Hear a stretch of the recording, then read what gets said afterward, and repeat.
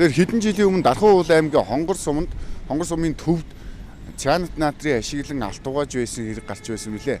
Энэ хэрэгээс хүүдэн Хонгор сумын мал болон хүүхдүүд хорцсон гэх мэдээлэл байдаг. Иргэдэн чин талаар гомдолж байдаг. Харин тухайн үед эрх баригчид Хонгор сум хордоог нь олон улсын шинжээчдийн дүгнэлтээр тогтоогдсон гэж удаадаараа мэдээлж байсан ч энэ асуудал иргэн сөхөгдөж эхэллээ.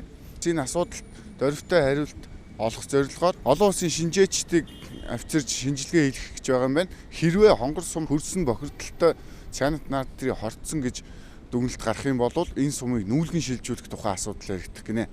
Дархан уул аймгийн Хонгор суманд алтуугааж байсан залуугийн хүүхэд тагнаан цорхоо уруулан сэтэрхий төрсөн бол сүрьетэй гэж оншилсан өвгний дотор эрэхт нь битүү үдээлэн өөдүүлж хамуудаа гэж онцлогдсон бүсгүй хөлөөд хариулан хорт хавдар онцтойгоор эмчилүүлж байсан талаар бид өмнө мэдээлж байсан. Тухайн үед сумын төв цианат натр хэрэглэн алтуугааж байсны улмаас энэ бүх зүйл ихсэн гэлцдэг. Энэ нь бүр даамжирсаар тагнаан цорхоо уруулан сэтэрхий хүүж төрж байсан. Анх хүн ам төвлөрсөн төв суурин газар цианат натрийн мөнгөн ус хэрэглэн алтуугаахыг хориглосон хуультай байтал Хонгор сумын засаг дарга Батнаран хятад иргэдэд найр тавин алтуугаах байраар хангаж өгсөн билээ. Хонгор сум цианат натрийн мөнгөн усаар хорцсон асуудал эхэлснээс хойш бараг хагас жилийн хугацаа өнгөрсний дараа буюу 2007 оны 11-р сард түүнийг хэрэгт буруутган яллагтгчаар татсан ч эрүүгийн үеийн 272 дугаар заалт гэж байхгүй болсноор тэрээр ял завшин хэрэгээс малтарсан юм а. Түүнчлэн авцас тэрэгт авсан лабораторийн шинжилгээний дүгнэлтээр буулгасан шорооноос хорт бодис илрээгүй байсан гэдэгч шинжилгээний дүнгээр хорт бодис илэрсэн гэдгийг дараагийн баримтууд нотолж байна. Анхны шинжилгээ 2007 оны 4-р сарын 25-ны өдөр энэ шинжилгээ хийжээ. Анхны шинжилгээг Дархан уул аймгийн мэргэжлийн албаны газраас захиалан алтуугааж байсан үйлдвэрийн хаягдал ус болон төвлөрсөн усны их булгаас дээж аван геологийн төв лабораторид шинжилүүлсэн байна. Энэ үед үйлдвэрийн хаягдал уснаас 747 150 мг цианат натрий илэрсэн бол төвлөрсөн усны их булгаас 0.26 мг цианат натрий илэрсэн аимшигтай дараагийн үзэгдлүүд гарч эхлэхийг нотлох хангалттай илэрч байсан байна. Дараагийн шинжилгээ Хонгор сумын засаг даргын өвөр гүйцэтгэгч хан тулгад улсын ахлах байцаагч даваа тулам орчны эрүүл ахуйн хяналтын улсын байцаагч Болормоноор даруй арга хэмжээ авахыг анхааруулсан шинжилгээний хариуг хөргүүлжээ. Энэхүү шинжилгээ Хонгор сумын 14-р сургууль төвийн болон гэр хорооллын орон сууцнаас шинжилгээ авсан байх юм а. Харин шинжилгээний хариу гарахад сургуулийн мэдээлэл зүйн кабинетэд мөнгөн усны хэмжээ зөвшөөрөгдөх дээд хэмжээнээс 1.36 дахин их байж. Мөн эргэн гавьягийн байшингийн агаар 0.9 мг буюу зөвшөөрөлт дээд хэмжээнээс 2.7 дахин их байгаа нь тогтоогдсон байна.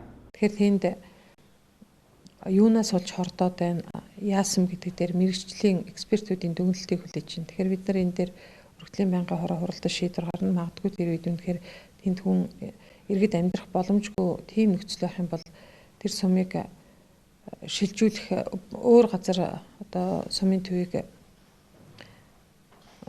одоо шилжүүлэх тэрнтэй холбогдох гарах зардлыг төр өөрсдөө хариуцсан таахч тийм шийдвэр гаргаж болно. Тэгэхээр энэ асуудал дээр урьдчилаад бол техникийн гэж хэлэх боломжгүй. Яагаад гэвэл судалгаатай байж асуудлыг шийднэ.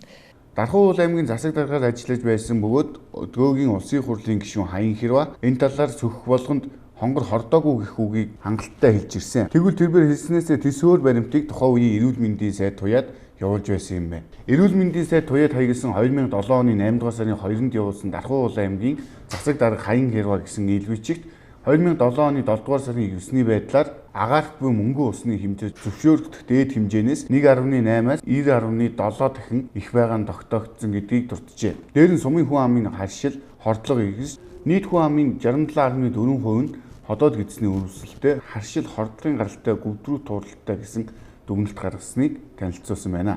Энэхүү албан бичиг тэмдэглэгдсэн ноцтой гэмээр бас нэгэн баримт нь 15 хүний шээсэнд хийсэн мөнгөн усны шинжилгээний хариу. Дурын 15 хүнийг сонгон энэ шинжилгээнд хамруулахад 3-ын шээсэнд мөнгөн ус илэрч байжээ. Тиймээс энэ талаар одоо гадны шинжилгээ хийх бөгөөд хэрв Хонгор сумын хөрс болон агаарт ямар нэгэн байдлаар цианат натрий илэрх юм бол тус сумыг нүүлгэх хүртэл арга хэмжээ аавна гэж хэлж байна.